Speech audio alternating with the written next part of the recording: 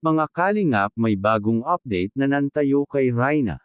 Pero bago po yan, pakisuportahan po muna natin ang ama ng kalingap na si Val Santos Matubang at Kalingap Rab Matubang, pati na rin ang mga viewers at reactioners. Maraming salamat po.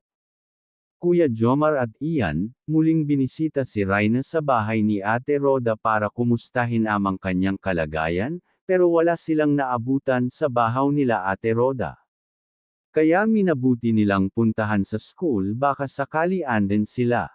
Hindi nga nagkamali si Kuya Jomar, anden pala si Raina at Ate Roda na nag-aantay.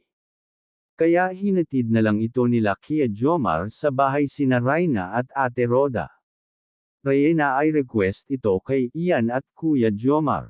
Ano kaya ito? Sabi ni Raina nagugutom na pala daw siya, kaya nag-take out sila sa Jollibee para sa kanilang pagkain. Kuya Jomar at Ian muling kinumusta ang kalagayan ni Raina. Sabi naman ni Ate Roda ay may findings na daw ang doktor para sa sakit ni Raina.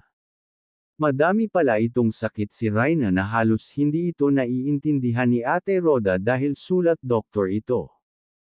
Kaya minabuti ni Ate Roda na isulat sa papel at ipaliwanag sa kanya kung anong ibig sabihin ng mga ito sa kanya.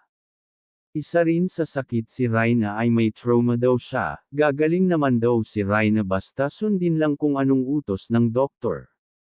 Ate Roda todo ang pag-aalaga niya kay Raina para mabilis ito gumaling at itinuring na rin niya ito parang isang anak. Raina English speaking na siya. Wow, galing naman ito ni Raina, ang bilis matuto dahil sa private pala ito pinasok nila Kuya Rab. Nakasali din daw ito si Raina sa isang patimpalak sa eskwelahan at magaling daw ito sumayaw, sabi ng kanyang kaklase kila Kuya Jomar. May tinatago din pala itong talento si Raina. Hanggang dito na lang po mga kalingap. Kung bago lang po kayo sa channel ko, pa-like and subscribe my channel. Thank you for watching and God bless us all.